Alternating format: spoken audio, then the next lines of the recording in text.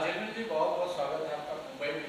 क्या रहा मुंबई के बाहर अपना वियतनाम गई थी आप, वहाँ पे क्या था और क्या टाइटल है आपने जीता, और कैसा रहा सफ़र और कितना डिफिकल्ट रहा, देश के लिए इतना बड़ा नाम किया आपने, क्या कुछ कहना चाहेंगे देशवासियों को, और कैसा रहा सफ़र ये वियतनाम वाला?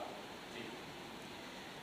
मेरा जो सफ़र था इंडिया से बाहर जाने का और वियतनाम में जाके अपना देश का नाम रोशन करना, ये अपने आप में एक बहुत बड़ा अचीवमेंट रहा। और सक्सेस सबका यही रहता है कि अपने देश का नाम पूरे वर्ल्ड में, पूरे विश्व में फैला सके। तो वो चांस मुझे by the grace of God, भगवान के आशीर्वाद से, मेरे फैमिली के सपोर्ट से, मेरे जितने भी चाहने वाले हैं सबके सपोर्ट से, और सबसे बड़ी बात है मेरे जो देशवासी है, मैं उनका नाम रोशन कर पाई हूँ।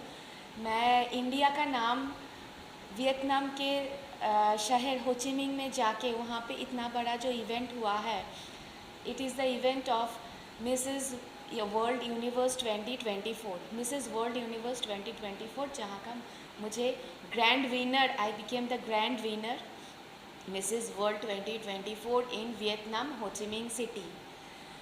तो वहाँ पे वर्ल्ड के अलग अलग जगह से बहुत सारे पार्टिसिपेट आए थे।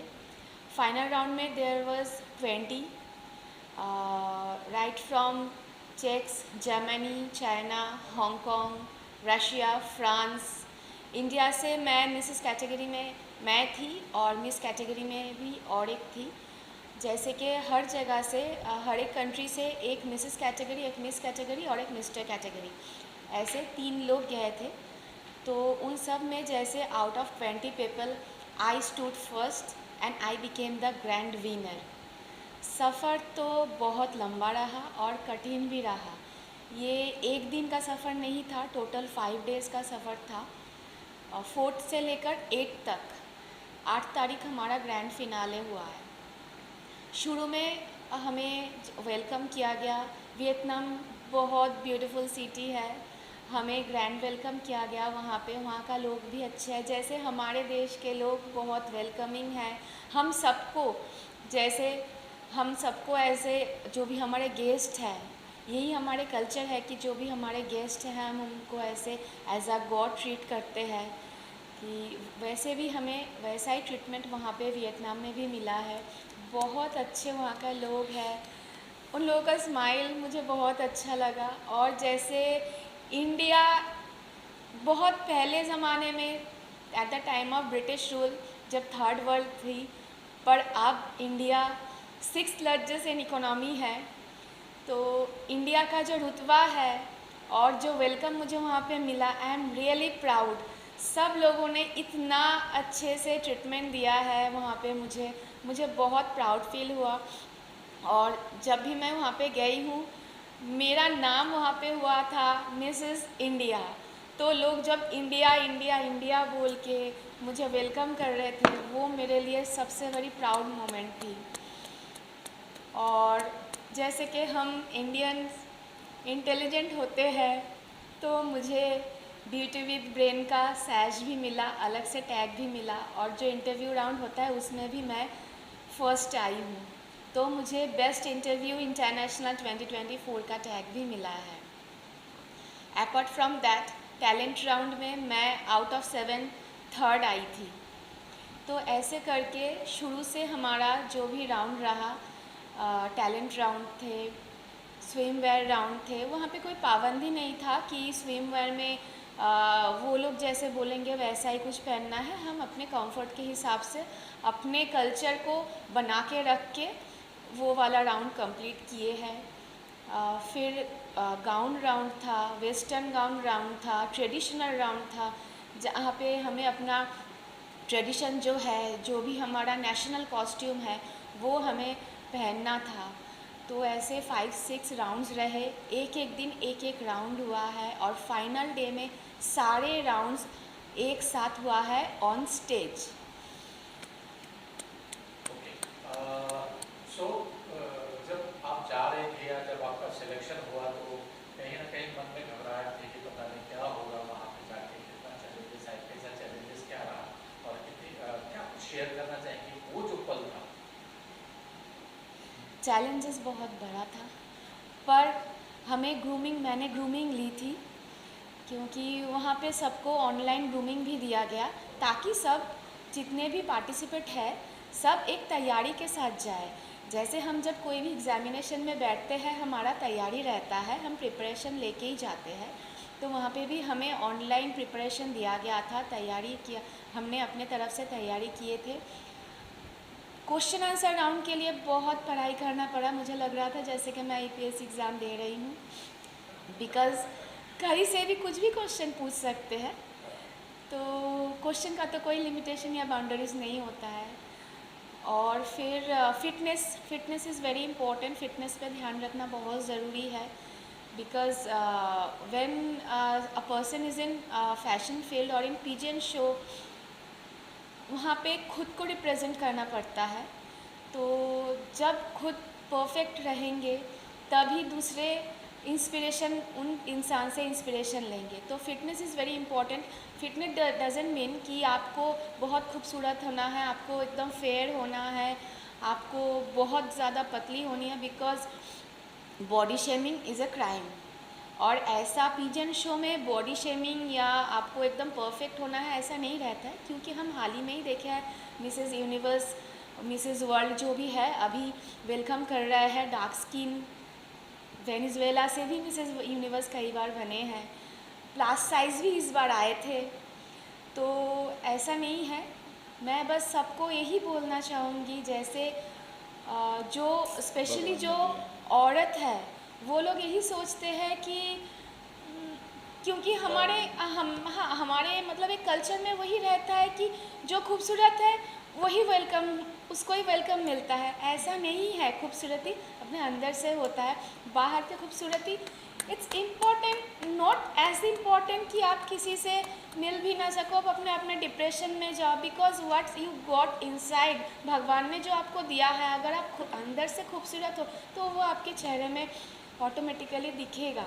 क्योंकि हम जो काम करते हैं और जो नाम छोड़ के जाते हैं वही याद रहता है, बाकी खूबसूरती तो कुछ दिनों का ही है एंड इट फेड्स ऑफ। अच्छा, ये भी आपसे जानना चाहेंगे, जब आपका नाम अनाउंस हुआ तो क्या था उस वक्त है, तो वो जो कुछ पल याद है और share इट करना वाज अ चाहेंगे? Great moment.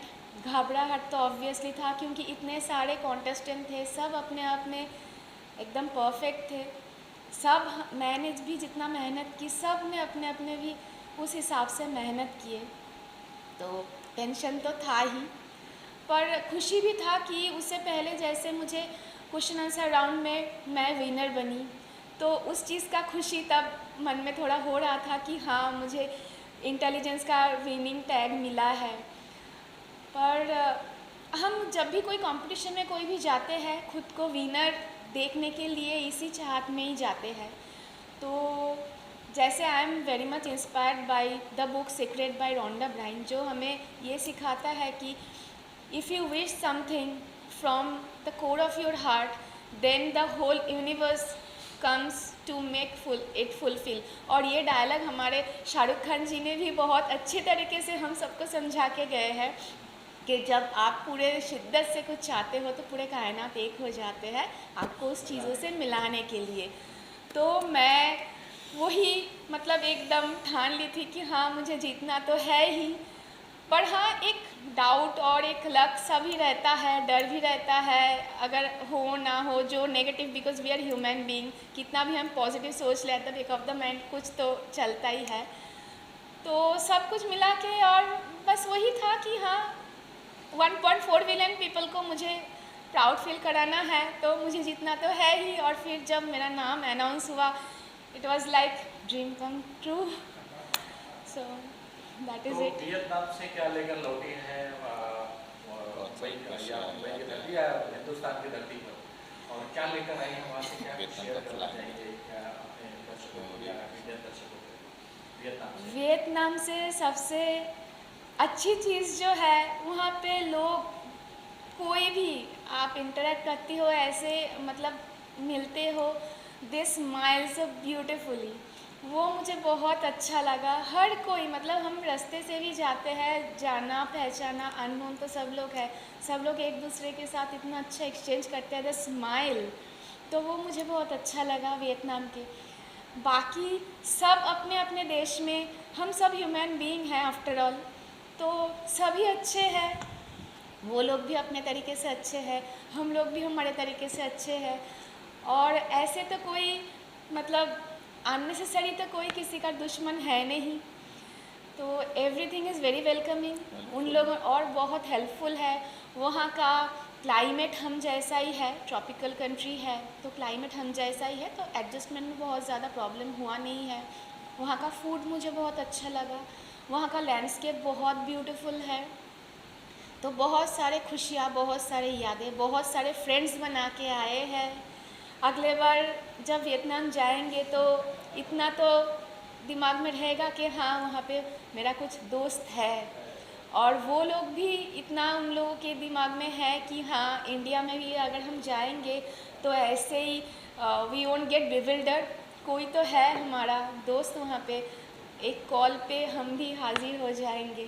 तो this is how we exchange हमारे जो एक दूसरे के साथ जो अच्छा संबंध होता है, जो हमारा कल्चर है, जो हमारा ट्रेडिशन है, ऐसे ही हम एक्सचेंज करेंगे, and that is what I want. Okay sir, कुछ कहना चाहेंगे, ये वियतनाम से लौटी हैं, टाइटल मिसेस वर्ल्ड यूनिवर्स जीत के लौटी है, क्या कुछ कहना चाहेंगे, कितना प्राउड फील करते हैं? नमस्कार, मैं देवज्योति बैनर्जी, मैं प्रोफेसर हूँ और मैं इतना कह सकता हूँ कि ये इंस्पिरेशन है एक तरीके से देखा जाए।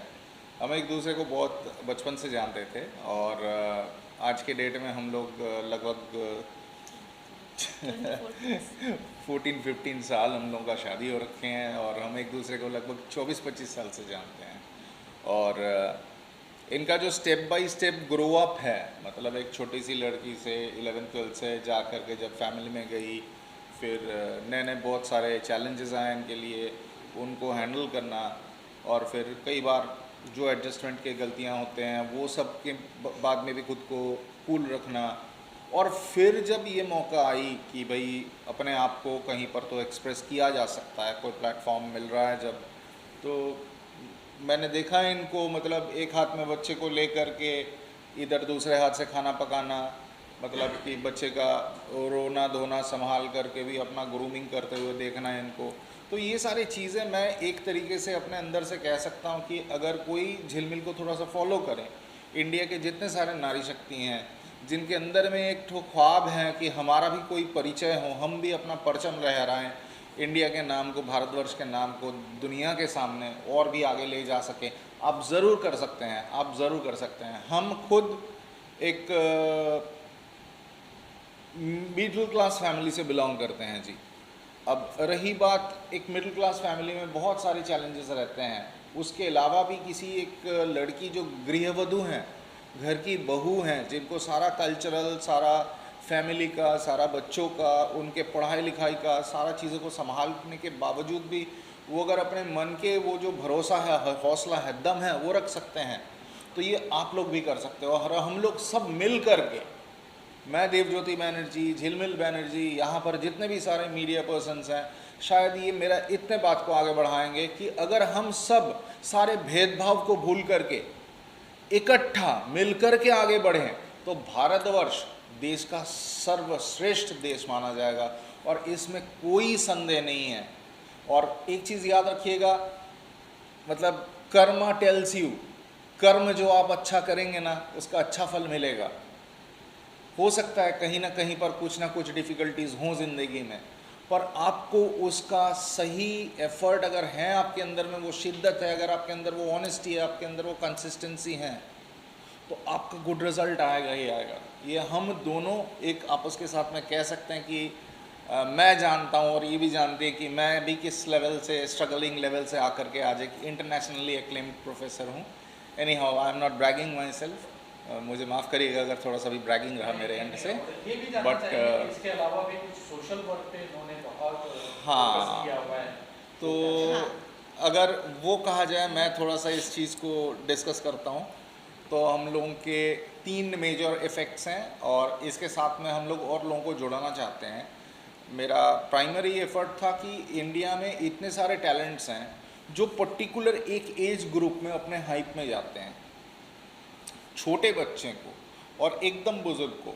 मतलब बहुत लोग इतना भाव नहीं देते हैं, मतलब छोटे बच्चे से उम्मीद तो रखते हैं और बड़े बुजुर्गों से वो उम्मीद खो रखा रहता है कि माने कि इनका ख़त्म हो गया, इनका अभी तक भी शुरू नहीं हुआ। पर ये लोग भी बहुत कुछ कर सकते हैं, और आज के डेट में विदेश में जाकर के हम लोगों ने देखे हैं कि कोई ऐसा नहीं है कि nobody is there that they are sitting down in their home. Even small those who are eligible to work outside, they are working, and even children are thinking in a very positive way, in a very positive note. And even the aged persons are not sitting behind, becoming potatoes, becoming lots of infected by diseases. They are very much fit, and we all Indians can do that. And ये तो हमारे इतिहास ने ही बताए हैं कि बड़े बुजुर्ग लोग भी कितने ज्ञानी हैं। तो इस चीज़ को दिमाग में रखते हुए हम लोगों ने बायोम के तौर पर एक पहल शुरू किए हैं, जहाँ पर मेन 2 फोकसेस हैं, जहाँ पर हम लोग फर्स्ट जनरेशन लर्नर्स हैं, जो लोग बच्चे लोग जिनके पिताजी माताजी कुछ ऐसे जॉब में जुड़े हुए हैं जिनके कारण से उनका शिक्षा का बहुत ज़्यादा एक्सपोजर नहीं मिले हैं या बिल्कुल भी नहीं मिले, उनके बच्चों को हम लोग ग्रूमिंग कर रहे हैं ताकि वो डॉक्टर बने, इंडिया को सर्व करें।